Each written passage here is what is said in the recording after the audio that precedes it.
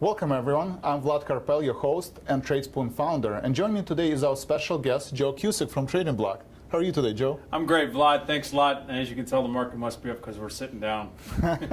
Let's take a look at the economic events this week that have the potential to move stock market.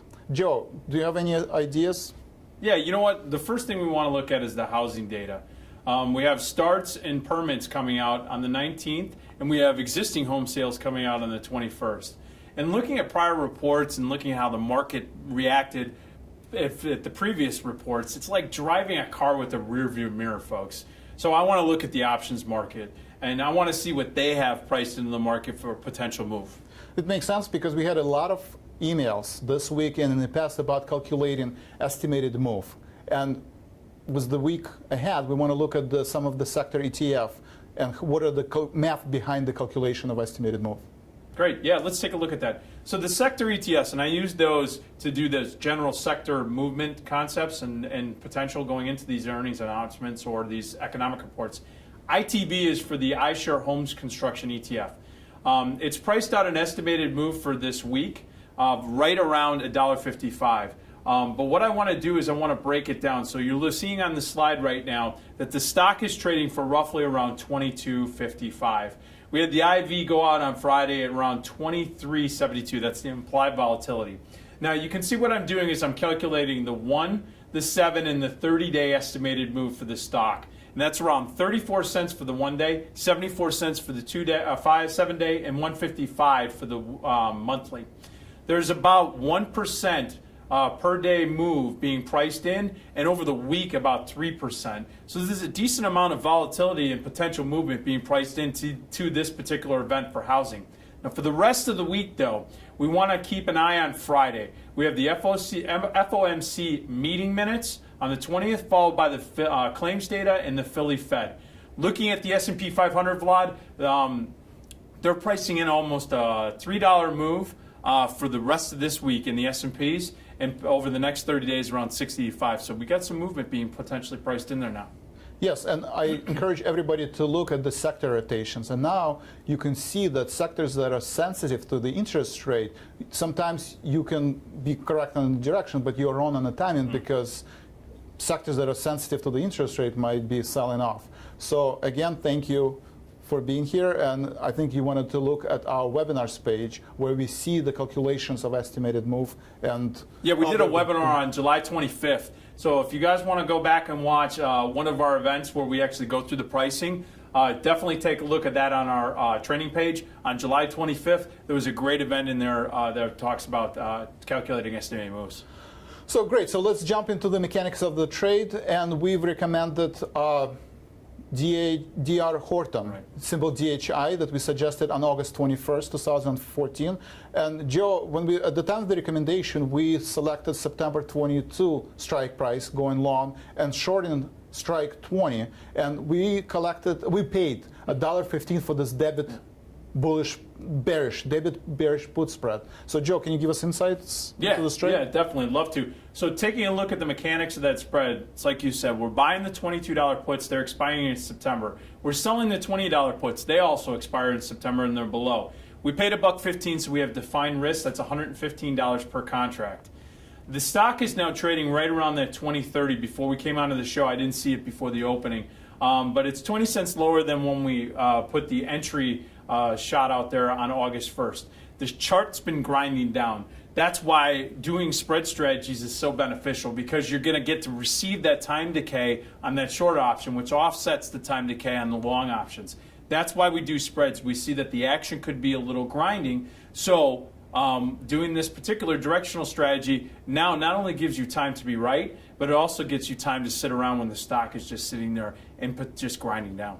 So all of our tools and technology, we are selecting the time range of 50 days. And now we are 30 days away from the expiration for this debit put spread. Joe, can you give us an insight? Yeah, it's really trading right around $1.25 right now. If the stock continues to just grind down here from 20.30 and lower, you're going to sit on that. One suggestion I can say, though, is that if volatility starts to kick in, they've priced in about plus or minus $1.60 move over the next 30 days. If we start to get any violent moves or push to the downside, if you see a 50% potential profit on this particular spread, the 22-20 September put spread, get out of it. Take your profits, unless you see that momentum is truly to the downside. So let's touch base on our elite service. Our elite service, unlike the premium service, we make a recommendation once a week on Sunday. And the premium and the elite pick that I'd like to go over is going long on HPQ, Hewlett. I want to look at the long call trade, buying October 33 call for $2.95. So Joe, can you give us insight into this trade? Yeah, you this bet. bullish trade. Yeah, well, you were suggesting, let's talk about this, because you made some adjustments on Friday. The option is trading around 280, so the call is off by about 15 cents from entry. Most viewers out there go into panic attack, not me. Since we have October and we have time, we can make some adjustments on this long call strategy. One that I do is called the diagonal strategy. That's where you take the long call and you sell a front month call against it. In this case, in September, we're going to sell the $38 calls. We're going to collect 30 cents. This lowers my break-even point and my cost basis on the long call from $2.95 to $2.65.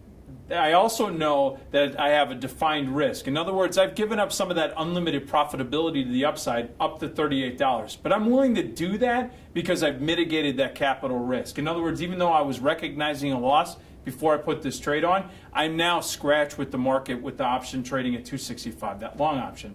Now, there's only a 20% probability of it being above $38 by September expiration. That gives me time to be right. It's also telling me that the market doesn't have an outlook that it's going to be much above 38 going into August. One maintenance thing that I want to bring up to everybody. If you start getting close 1 week out or 10 days out to that $38 call in September expiring, roll it. Even if it's trading for 10 or 15 cents, roll it either to the October 38s or the 20 delta call in October. That's what I would do as far as maintenance.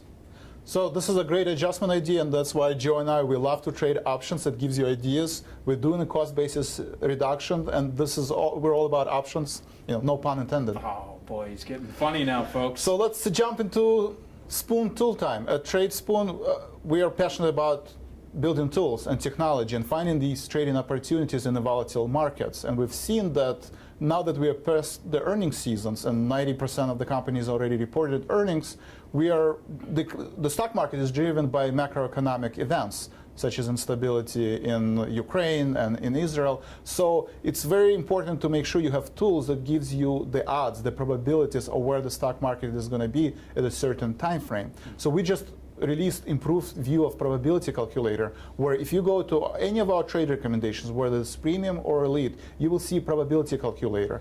So if you look on the screen right now, you'll see the stock SHW, where we have a long-term score of 5, where we combine our fundamental and technical analysis, and 10 means we're very bullish on the stock, and SHW, we're somewhere in the middle of the range, where our buy-sell rating is 5.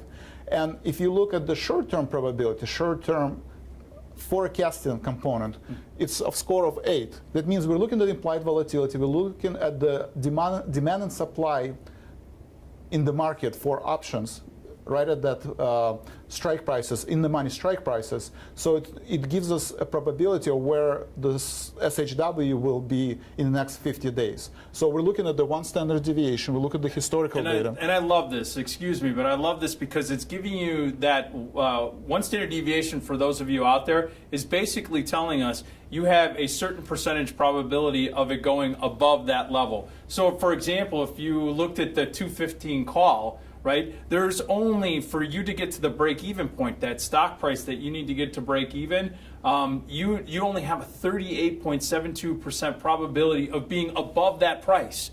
So when you think about that, Vlad, the probability calculator really helps you out to think, first of all, am I going to get over that threshold to potentially take it off at what I call profitability, which is break even or better? But if you have a probability of lower than 50% of giving above that level, that's when you think about things like spread trading, where if there's only a 38% probability that you get over that price that you see on that slide right now, right? For the 215 calls for break even, you may want to sell the 220s or the 225s.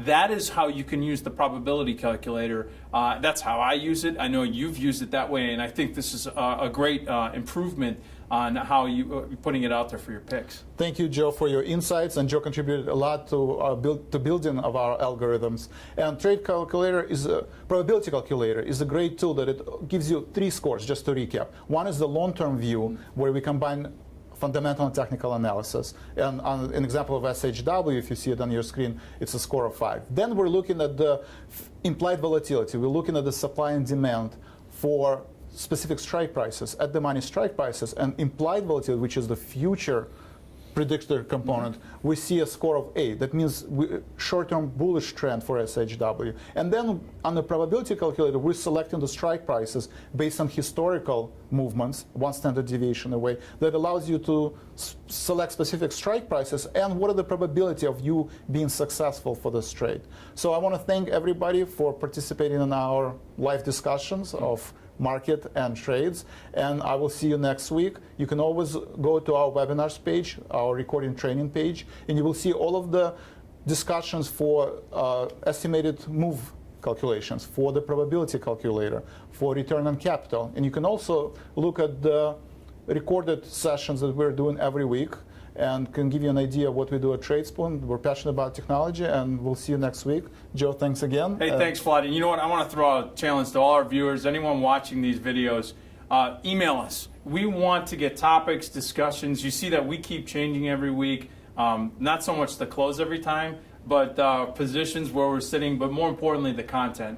Send in your thoughts and ideas as you start to see these things. If you have questions, you can email Vlad and team at info@tradespoon.com, or you can email me at TradingBlock at support@tradingblock.com. We'd love to have your feedback. And Vlad, thanks so much for having me on. Thank you, guys, and until next week.